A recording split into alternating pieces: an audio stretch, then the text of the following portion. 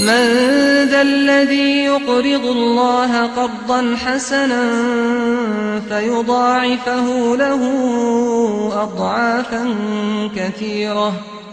والله يقبض ويبسط وإليه ترجعون. بناوی خوای بخشنده مهربان برزان و خوشویستانی برنامه بخشین سلام و رحمتی خوای گەورەتان لەسەر بێت. پێ خۆشحاڵ و بەختەوەرین لەو ئەڵقەیەش بە ئێوەی بەڕێز و خۆشەویست گەیشتینەوە لە درێژەی کار و چالاکیەکانی بەرنامەی بەخشین و هاوکاری و کۆمەچیانەی کەوا لە ڕێگای بەرنامەی بەخشینەوە دەدرێت بە کەسانی هەژار و نەدار و خواپێدا و ئەمڕۆ لە نووسنگەی هەولێر هەڵدەستین بە دابەشکردنی خۆراک و خواردەمەنی و موچە و مەعاشێک بۆ 52 لە کەسانێک کەوا بێباو و بێنازن. بۆیە بەرنامەی بەخشین لە کۆی ئەو بێباوکانەی کەوا هاوکاری و کۆمەچیان کردوون 280 منداڵی لەخۆوە گرتووە و نووسنگەی هەولێرش 52 سەرپەرشتی دەکاتن و وەمانگانە موچە و مەعاش و پێداویستیەکانی ناوماڵیان پێدەدات. بۆیە ئێوەی بەڕێز و خۆشەویستیش هاوکار و دەستگیرۆی زیاتری بەرنامەی بەخشین بن بۆ ئەوەی بەرنامەی بەخشینیش زیاتر دەستکراوە بێتن بۆ ئەوەی کەوا کەسانێکی هەژار و نەدار و کەم دەرامەت و بێباوک لەخۆ بگرێتن و هاوکاری و کۆمەچیان بکاتن.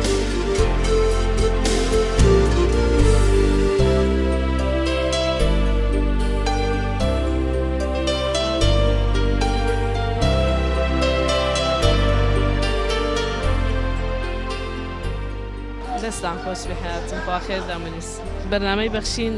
مانگی 100,000 دەدا ئەوی مناڵەتیمانە بێداک و بێبابن. ئینشەڵا خوا ڕزقیان زیاتر بکات بەشکەم ئێمەش خێر بکرێت. سوپاسی ئەو کەسانە دەکەن کە یارمەتی منداڵی بێباب دەدەن. بەڕاستی جێی دڵخۆشی منداڵی بێبابە کە کەسێکمانی هاوکاری مامکاوانە بەهانامانەوە دێن یارمەتیمان دەن دەستخۆشی لەو برایە بەڕێزان دەکەن کە هاوکاریمان دەکەن. خوا پاداشی دنیا و قیامەتیان دەخوا سەربەرزیان کە یا ڕەبی خوا خێریان بنووسەر وەڵام چێکیشیان بۆ دماندابین کردووە کە دەتوانی خۆمانی پێ بژێنین. الحەمدوللا وەشکر.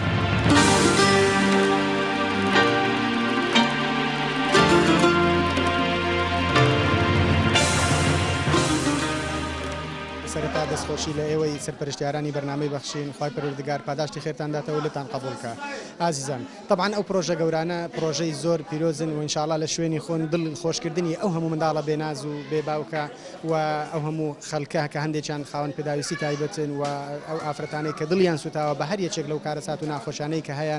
دڵخۆشکردنی ئەوانە و هاوکاری ئەوانە طبعاً لە ڕێی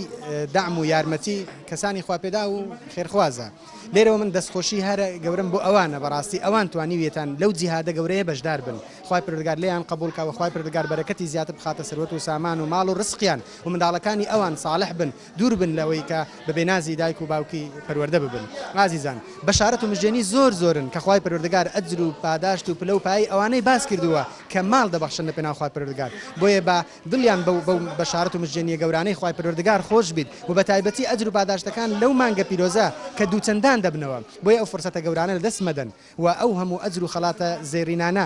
بە دەرفەتی گەورە بزانن بە خەڵاتی خوای پەروەردگاری بزانن ئەوەیان. و جارێکی دیکە من دەڵێم ئەوانەی بەخشیویانە فەرمونون لە زاری ئەوانەوە گوێ ببیستن یا بە سەرنج بدەن کە دەڵێن وەڵڵاهی ئەو کاتانەی کە دڵمان ڕق بوو یا ئەو کاتانەی بە شێوازێک لە شێوازەکان دەستمان دەگرتەوە وەڵڵاهی بەرەکەتی خوای پەروەردگارمان وەکو پێویست نەدەبینیم. بەڵام لەوەتی دەبەخشین لەوەتی گوێمان لە نزەی دوعای دایکێکی خاوەن خەم و مشکلە و کێشە بووە یا منداڵێکی بچکۆ بەدەستە بچکۆلەکانی کە ئەو هاوکاری و خێرانە وەردەگات وەڵڵاهی دڵمان زۆر پێخۆش. چەندێکی لەوانە هەبووە دەڵێت کێشەی خێزانیمان هەبووە خوای پەروەردگار ئەو کێشانەی لەلا ئێستا هەر لەبیرمان نەماوە. چەندێکی لەوانە نەخۆشی زەسەییان هەبووە خوای پەروەردگار بەهۆی ئەو سەدەقە و بەخشینانە خوای پەروەردگار نەخۆشەکانی لەسەر لابردیدان. بە هەمان شێوە ئێستا کە وڵاتمان کێشە و ناخۆشی و مشکلە و نوقسانی تێدایە خێزانەکانمان بەشێکی گرفت و کێشەی تێدایە کاربەدەستاڵی وڵاتمان بە شێوازێک لە شێوازە دڵیان ڕقان لەگەڵ ئەو بەخشینانە لەگەڵ ئەو شێوازە دوعایەکی خێر بکە لە دڵی خۆدا مەبەستێکت بیکە خوای پەروەردگار ڕەحمەت و بەرەکەت و خۆشی بجێریتەوە سەر دڵ و دەروونمان سەر ماڵ و خێزان سەر وڵات و نیشتیمانمان کێشەی ئومەت کەم بێتەوە وەڵڵاهی خوای پەروەردگار لەوانەیە ئەو دوعایەت قبولکە بە تەئکیدەوە جێی خۆی دەگرێ ئینشاءالله. پاشان گەورەی و پرۆژانە لەوەیە کە ئەوەی دەبیندرێ بە شاهیدی هەمووان فەرق و جیاوازی نەکراوە لە نێوان هیچ کەسێکدا هەرچی کە ئەو سیفەتانەی تێدا هەبووە کە ئەو بەخشینە یا ئەوەی کە بێدایک بووە یا بێباوک بووە یا بە شێوازێک لە شێوازەکان خوای پەروەردگار بە شتێک بەسەری کردوتەوە لەوە دەبیندرێت کە ئەوەش جێی دەستخۆشی و بە شاهیدی هەموو خەڵکێکی دوور و نزیک بەوەی کە لەو پرۆژانەی بەرنامەی بەخشین سوپاس بە خوای پەروەردگار فەرق و جیاوازی نەکراوە و ئەو ڕێژە زۆرانەش کە بەڕاستی دڵخۆشکردن کە ئەوەندە هەزار کەسە لەو پرۆژانە بەشدار کرا و ئەوەندە کەس کەسە خانووی بۆ دابین کرا و ئەوەندە کەسە پرۆژە و کەسبی ژیان و ئیشی بۆ دیاریکرا لەو ڕۆژانە من پرۆژەیەکم بینی دیارە بەرنامەی بەخشین لە چەندین شار و شارۆچکە معیشەتی کاری بۆ خوشکان دابین کردووە کە کڕینی چەند مەچینەیەکی خەیاتی و یا کردنەوەی چەند خولێکی دوورمان بۆیان بەڕاستی ئەوانش ئەجری گەورەنە پێغەمبەری خوا سەڵات بەفیعلی ئەو کارانەی لەگەڵ هاوڵ و سەحابەکانی تەطبیق دەکرد بەوەی کە فێری ئیشی دەکردن فێری کار بەڕاستی ئەوانە بە زیندووکردنەوەی سونەتەکانی پێغەمبەری خوا بزانین و بەشێکی دیکە بە نوێکردنەوەی ئومەت لەوەی کە چاویان لە دەستی ئەولا و ئیملا نەبیر و من لێرەشەوە ئەو پەیامە دەڵێم بە ئیزنی خوا پەروەردگار ئێوەش لە کاتی گەیاندنی ئەو ئەمانەتانەدا ئەوە بەگوێی خەڵکدا بچەسپێنن کە ئینشاڵڵا ڕۆژێک دێ ئێوەش ببەخشن ئێوە ئەو ڕۆڵ و کاریگەریانە بەناوی خوا میهرەبان دەستخۆشی لەو مامۆستایە دەکەم کە وتانەی بۆمان گوت زۆرمان دوو لەگەڵمان سپاس بە بەرنامەی بەخشینی دەکەین بەخشین خێرخوازانی خۆشەویست لە ڕێگەی ئەم ژمارە تەلەفۆنانەوە دەتوانن پەیوەندیمان پێوە بکەن و ببەخشن تا بەخشین بەردەوام بێ بەخشین 1970 961 11 1970 961 35 1950 723 25 55 بەناوی خی گەورە و میهرەبان ئەم وەکو ئەندامێک لە ستافی بەرنامەی بەخشین بەخۆ بەخش دەوام دەکەم لەگەڵیان خوا خێری خۆیرخوازان بنووسێتن هەموو مانگان معاشی ئەو منداڵەیەتیمانە دابەش دەکەین و بەسەریاندا خوا خێری ئەو خێرخوازانش بنووسێ هەموو مانگانە بەڕاستی مریشک و شتمان لۆ دەنێرن کە دابەشی سەریان دەکەین و هەروها خوا خێری ئەو خێرخوازانش بنووسێ هەموو مانگان شیرینیمان لە سلێمانی ڕابۆ دەنێرن دابەش سەر ئەو داکێتیمانە دەکەن ئەو هێتیمانە دەکەین داواکارم لە خێرخوازی دیکەش چاویان بەو ئەو شتانی ناو تەلەڤیزیۆنی بکەوێتن کە دابەشی سەر ئەو هێتیمانە ئەو هەژارانە دەکەین بەڕاستی ئیشاڵڵا ئەوانش خی گەورە دڵیان نەرم بکاتون هاوکاری ئەو منداڵە هێتیمانە بکەن بەخشین بەنای خی گەورە و میهرەبان لە درێژەی کار و چالاکیەکانی بەرنامەی بەخشیندا یەکێک لە پرۆژەکان هاوکاریکردنی منداڵانی بێباوکە لەم مانگەدا ئێمە وەکو نووسینگەی هەولێری بەرنامەی بەخشین ئەمڕۆ هەستین بە دابەشکردنی موچەی 52 منداڵی بێباوک دیارە ئێمە وەکو بەرنامەی بەخشین دوو جۆر سندوقمان هەیە سندوقێکیان بۆ هەموو پرۆژەکانی بەرنامەی بەخشینە چ لە هاوکاریکردنی خاوەن پێداش تایبەتەکان و پرۆژەی خۆراک کە 3500 خانەوادە لە مانجی ڕەمەزاندا خۆراکیان پێدرا و دروستکردنی خانوو و هاوکاریکردنی خاوەن پێداش تایبەتەکان جگە لەمانە ئەم سندوقێکە ئەو پارێکۆ دەکرێتەوە لەم سندوقەدا ئەم پرۆژانە پێنجام دەدرێ و سندوقی بێباوکانمان هەیە کە لە ساڵی ڕابردوودا سندوقی بێباوکان زیاتر لە 120 میلیۆن دینار لێ کۆکراوە و لیژنەی بەرنامەی بەخشین بڕیاریدا بۆ 100 منداڵی بێباوک تا یەک ساڵ موچیان پێ بدات سندوقی بێباوکان فقط ئەو پارێ دێ وەقفە ئللا لە موچەکەی دابش دەکرێتەوە لە هیچ تشتر سرف ناکرێت بەڵام سندوقی بەرنامەی بەخشین جیایەکە ئەم هەموو پرۆژەکانی بەرنامەی بەخشین خۆی لێ دەبینێتەوە چ لە دروستکردنی خانوو بێکە لە مانجی ڕەمەزاندا بڕیاردرا 4 خانوو دروست بکرێ و لە هاوکاریکردنی خەڵکی فەقیر و هەژار بێ کە خۆراکی مانجی ڕەمەزانیان پێ بدرێ کە پێکاتوە لە 3500 کارتۆن خۆراک و خولی دورومان بۆ دایکانی هێتیم کە 100 دایکانی هێتیم خولی دورومانیان بۆ دەکرێتەوە و هاوکاریکردنی 200 منداڵی بێباوک ئەمانە لە پرۆژەکانی بەرنامەی بەخشینە لە مانجی ڕەمەزان لە سندوقی گشتی بەرنامەی بەخشینە ئێمە لە نووسینگەی هەولێر لە بەشی بێباوکان 52 منداڵی بێباوک لە لای ئێمە موچە وەردەگرێ کە هیچ موچەیەکیان لە 100,000 دینار کەمتر نییە ئێمە دیارە لە ڕێ برێن بەشی پەروەردەی مەڵبەندەوە هەموو مانگێک کۆیان دەکەینەوە مامۆستایەکی ئاینی وتاریان بۆ دەدات و بۆ ئەوەی ئێمە لە ڕووی پەروەرد جگەلەوەی موچیان پێ بدەین و لە ڕووی پەروەردی ڕۆژانە کۆمەڵێک بابەتی نوێیان پێ ئاشنا بکەین وڵای لێرەوە من حەز دەکەم سوپاسی هەموو ئەو خێرخوازانە بکەن بەڕاستی کە سندوقی بەرنامەی بەخشین و سندوقی بێباوکانیان بێناز نەکردووە هاوکارەکانیان گەیاندووە بەم سندوقانە بۆ ئەوەی هەموو چین و توێژەکان چ لە کەمەندامان چ لە خاوەن پێداش تایبەت چ لە فەقیر و هەژارەکان نەخۆشەکان منداڵانی بێباوک لێ سوورمەند بێ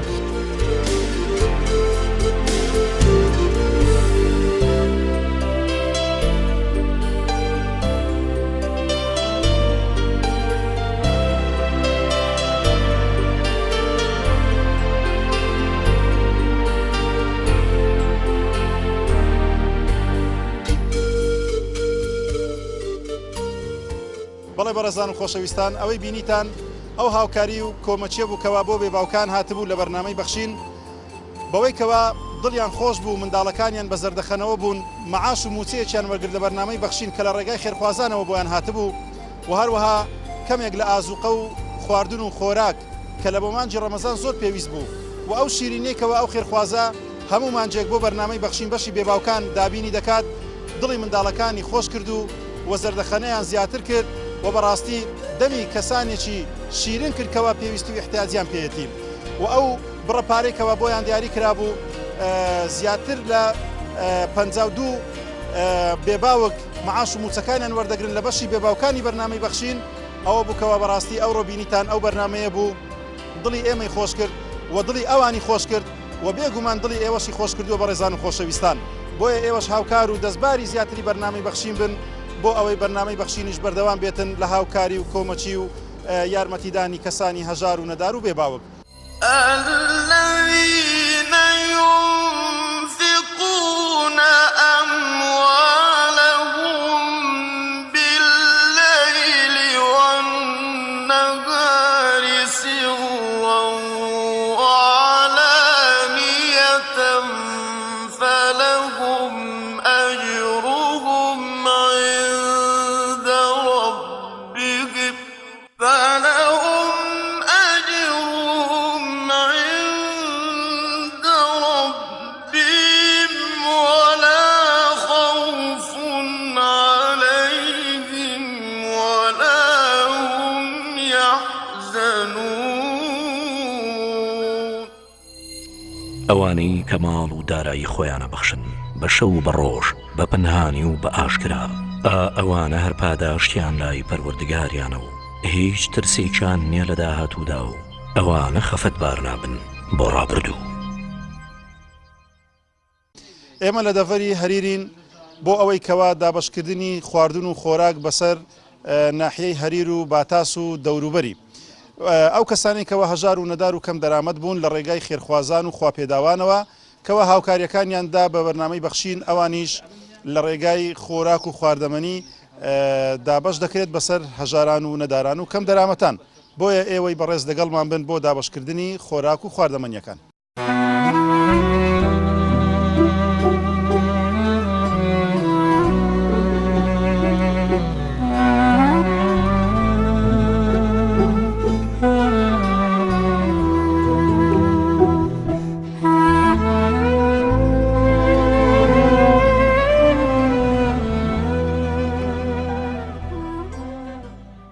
ئەمە سپاس دکن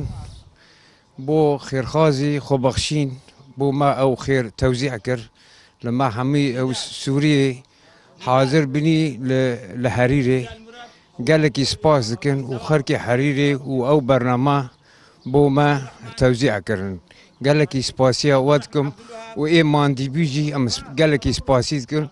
و سپاسیە خودی ئەو مالەیژی دکن و ئەم باشدار بوون لێ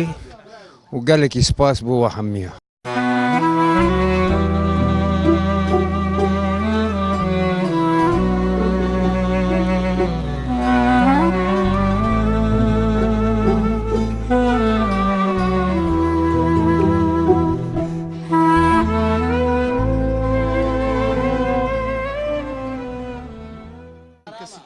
زۆر پێویستن وەڵای زۆربەیان ئەناسم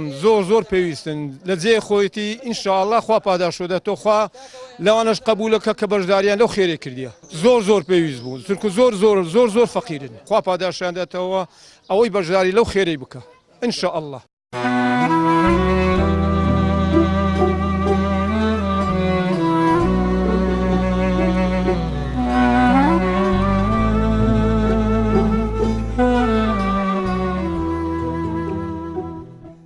الله تعالى بإذن الرزاق خوا خيرا هم لا شيء أنميسي خوا خيرا باراشي هم أدته بإذن الرزاق خواي خيرا أو برنامج أو بخشيني هم أنميسي بإذن خواي خدا لي وراضي يا ربي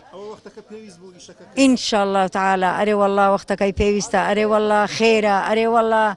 هوروز خرج كسرة الحمد لله خوا خير بنيسي يا ربي.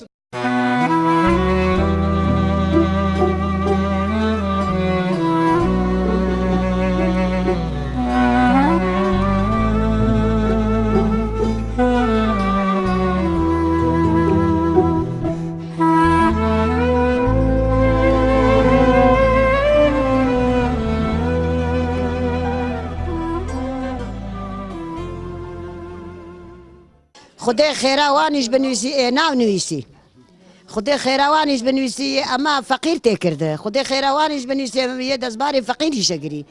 خۆم پیرەژنم بێ کەسم بێ دەرم بێ کوڕم بێ کرێچیشم پێویستم زۆریش پێویستم نادەن کە زۆریش پێویست یا ڕەبی لە بۆ خاتری پێغمبەرە هەتا دنیا مایە ئەو بەرنامەی هەری هەبی و هەری زیادیش بی هەرە سەلامەت و ساخیش بن بەخشین خێرخوازانی خۆشەویست لە ڕێگەی ئەم ژمارە تەلەفۆنانەوە دەتوانن پەیوەندیمان پێوە بکەن و ببەخشن تا بەخشین بەردەوام بێ بەخشین 0 961 11 0 965 0 723 25 55 ئەمن دەرێم خوا خێرخوازان بپارێزی سپاسی بەرنامەی بەخشینەکەین و هەندێک خۆراکیان بڕێ خۆراکیان پەسەر هەژارانی دەڤەری هەریر و باتاس و دەوروبەری تەوزیع کرد و زۆر سپاسیانەکەین خدا خێریان بنووسی خوا پاداشانەوە ئیشەڵڵا سپاسی بەرنامەی بەخشینەکەین ئاوکاری ئەو فەقیر و هەژارەی کرد ئەوەی زۆر پێویست بوو لە ئەو فەقیرانانی هاوکارێکی زۆر باشە خوا خێری دەورومەندەکانش بنووسی خوا پاداش هەموو لایشی بداتەوە خوا خێر بنووسی یا ڕەبی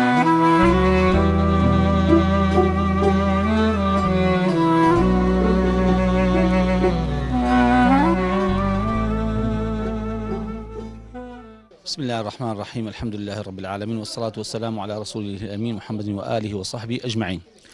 لپێشەکیدا سوپاسی ئەوەی بەڕێز دەکەن کە ئەزیەتان کێشە لە دوورەوە هاتین بۆ ئێرانە بۆ ئەوەی کە هاوکاری و یارمەتی لێ قەوما و هەژارانی ئەو دەڤەرە بدەن خوا پاداشی خێری ئێوە بداتەوە کە ئەو ڕۆکە هاتن نزیکەی 100 کارتۆن زیاتر لە 100 کارتۆن خۆراک و خواردەمەینتان هێنا بۆ ئەوی بەسەر ئەو هەژار و فەقیرەتان تەوزیع کرد خوا پاداشی خێرتان بداتەوە هیوادارین ئەو هاوکار و یارمەتیە زیاتر و زۆرتر بێت چونکە ئەو دەڤەرە بەڕاستی دەڤەرێکە لە هەموو دەڤەرەکانی دەتوانن بنێم وەکو مامۆستایەکی ئاینی خەڵکی هەژار و کەم دەرامەتی زۆرترە جا هیوادارم کە زیاتر هاوکاری ئەو دەڤەرەی بکەن و داواکارشم لە دەوڵەمەندان و خێرخوازان دەستی هاوکاری زیاتر بۆ ئەو برا بەڕێزان درێژ بکەن بۆ ئەوی کە زیاتر هاوکاری هەژار و لێ قەوما و کەم دەرامەتان بدەن.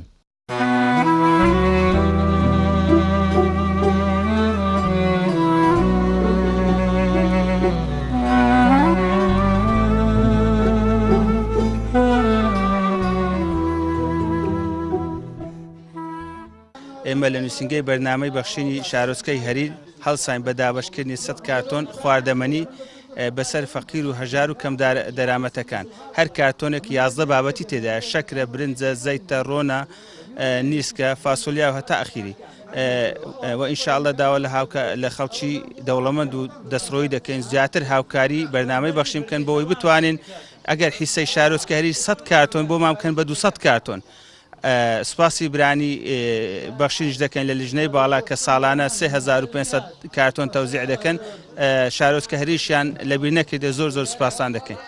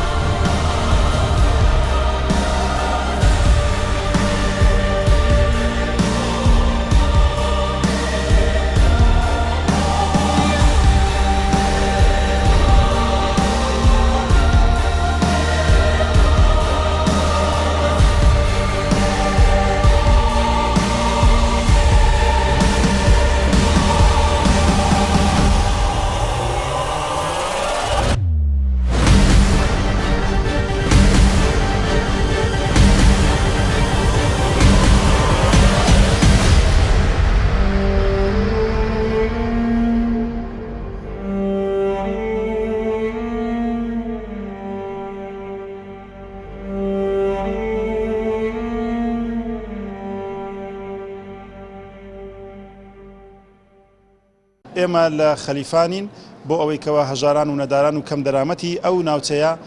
سودمەند و بەهرەمەند بن لەو خێر و پاداشتی کەوا دەوڵەمەندەکان لە ڕێگای بەرنامەی بەخشینەوە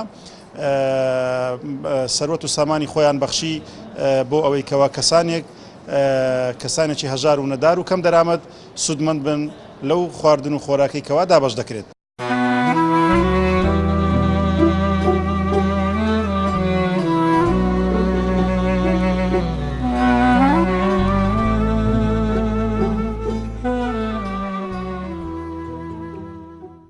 خدا خێرێ بنووسی کاکە خدا ئەجلێ بنووسی خدا پاداش و دەتەوە خدا ئەو خێرخوازانە دەپەنای خۆگری خوا ئەجلێ بنووسی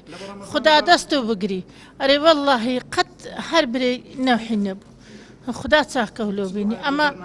ئەمە خەمەیە کرەی لە بەبوو ئەوەش هاتە سەرێ خوا خێرێ بنووسی.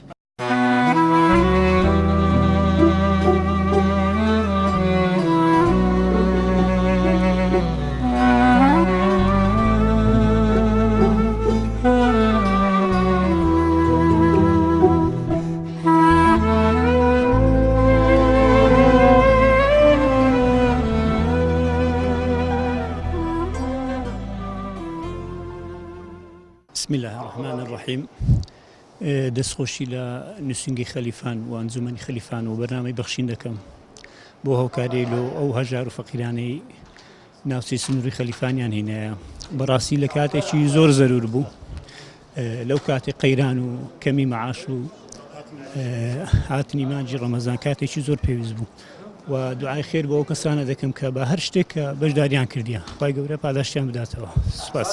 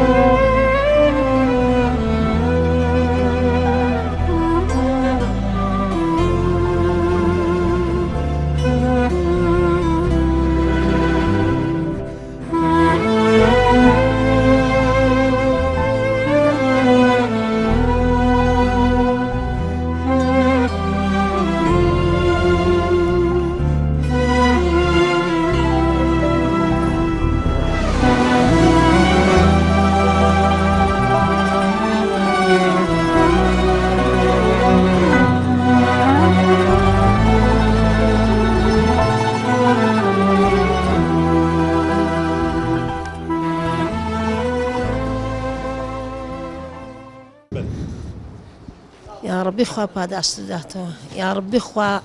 ئیمان بدە یا ربی خودای ئەخسا سەرکەوتوو کە پاداشتی خێر بداتەوە یا ربی لە تیرات چاوا پەدور بن لە نەفسەی پیسە پەدور بن خوایە خدا پاداشتی ئەو خێرە بداتەوە یا ربی زۆر سپاس دەکەین زۆر لێوە مەمنونین بەو خدای داوا لە دەورەمەنداکەین هەموو دەمێ ئەو پارێندۆ بەنێرندۆ فەقیرا دابەشکەن لە ڕێگەی بەرنامەی بەخشین خدا خێر و بنویسی خوا خێرا ئاش بنویسی یان گۆش بنویسی برا.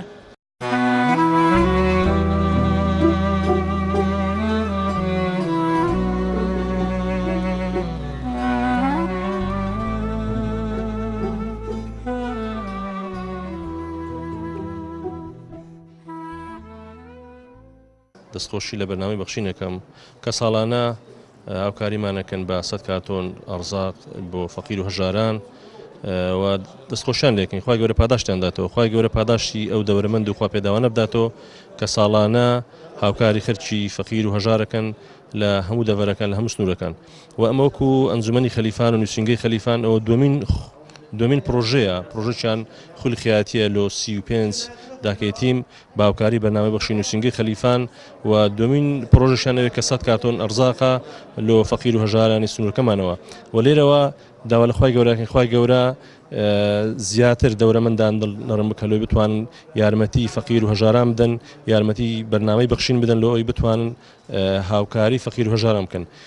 دەستخۆشیش لە بەرنامەی بەخشینەکەن بەڕاستی بەتایبەتیش ئەو نەخۆشخانەی کە لە سلێمانی کرایەوە شتێکی زۆر نمونەیی بوو دڵی هەموو مسلمانانی خۆش کرد سەرکەوتوو بن ئینشاءالله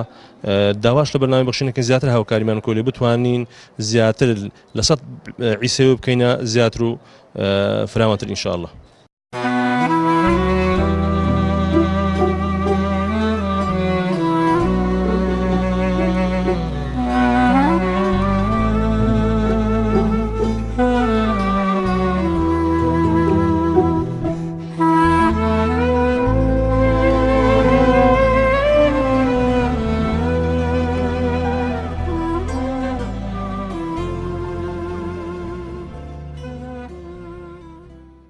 بەناوی خوای بەخشندەی میهرەبان لە سەرەتادا دەستخۆشێکی گەرم بۆ جەنابتان و بۆ ستافی بەرنامەی بەخشین خوای گەورە پاداشێنێتەوە بەڕاستی کار و جۆدێکی زۆریان کردووە هەر لە پرۆژەی دروستکردنی خەستەخانە و هەم لە ناردنی نەخۆش و خەڵکێکی مستحق بۆ دەرەوە بەڵام بەداخەوە کە کەسی پەیوەندیدار هیچیان بۆ ناکە ئێستا ئەنگۆ هەستان بە جێبەجێکردنی ئەو واجبە خوای گەورە پاداشتانداتەوە کە جۆدێکی باشە بەڕاستی دابشکردنی 3000 ئۆندە کارتۆنە بەڕاستی وەڵاهی ئەم لێرانەوە ڕادەگەێنم بۆ ئەو برانەی خوا پێداون خوای گەورە زیاتر ماڵەکان پێ بەخشێ ئەگەر دەیانەوێت دەوڵەمەند بن با ببەخشن ئەگەر دەیانەوێت خوا بیان پارێزێت لە موسایب با ببەخشن لەبەرەوەی پێغەمبەرمان صلی الله علیه و سلم وعدەی داوە هەر کەسێک کە دەفەرمێت دا و مەرضاکم بسەدەقە نەخۆشەکانتان چارەسەر بکەن بە بەخشین بە دەستکراوەیی داوای لە دەکەم زیاتر و زۆرتر جهد بکەن لەبەرەوەی خەڵکێکی زۆر هەژارمان هەیە واللهی هەفتەی ڕابردوو ئافرەتێک تەلەفۆنی بۆ کردم گریا گوتی سوێندی خوا گوتی مامۆستا سێ مانگە گۆشتم نەخواردەوە والله ینی کە ئێستا ئەو شتانە پێ دەدرێ بەڕاستی شێکی زۆر گەورەیە خوا پاداشتانداتەوە ئەو برانەی ستافی بەرنامەی بەخشین وەکو مجاهیدەکانی سەردەمی پێغەمبەرین صلی الله علیه و سلم هاوکاریکردنیان واجبە دەستخۆشکردنیان واجبە و دوعای خێرکردن بۆیان واجبە بۆ ئێمە دوعامان بۆ دەکەین یا ڕەبی خوای گەورە پاداشتان بداتەوە ئەوەی کە بەخشیویانە بە قورسایی و بە سەنگایی هەموو ماوادەکەی خوای گەورە لە پای تەرازوی حەسەناتیان حسابی بکە ئینشاء الله بەخشین خێرخوازانی خۆشەویست لە ڕێگەی ئەم ژمارە تەلەفۆنانەوە دەتوانن پەیوەندیمان پێوە بکەن و ببەخشن تا بەخشین بەردەوام بێ بەخشین 0770 961 13 0770 961 35 0750 723 25 55 بسم الله الرحمن الرحيم ئێمە ئەمڕۆ لە بەرنامەی بەخشین نووسنگەی غەلیفان هەڵساین بە ئەنجامدانی 100 کارتۆن خۆراک و پێداویستی ماڵان خۆراکەکان کە پێک هاتبوون لە برنج و شەکر و ڕوون و چایە و نۆک داوا لە خێرخوازان دەکەین دەستبارمان من بۆ ئەوە یارمەتی فەقیر و هەژارینەکانی سنوورەکەمان دەین.